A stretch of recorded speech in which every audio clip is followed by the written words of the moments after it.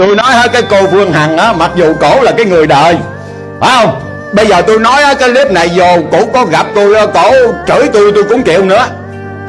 Tôi không biết là chương trình cổ tu tập đồ này kia sao thì chưa thấy.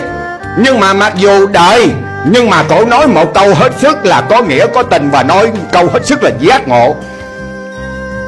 Biết bà nói một câu sao không? Ví lỡ như sau này Nguyễn Phương Hằng mà có đi về với tay trắng, Phương Hằng cũng vẫn dưng mà vui sống với cuộc đời, không bao giờ đau khổ. Hỏi sao ạ?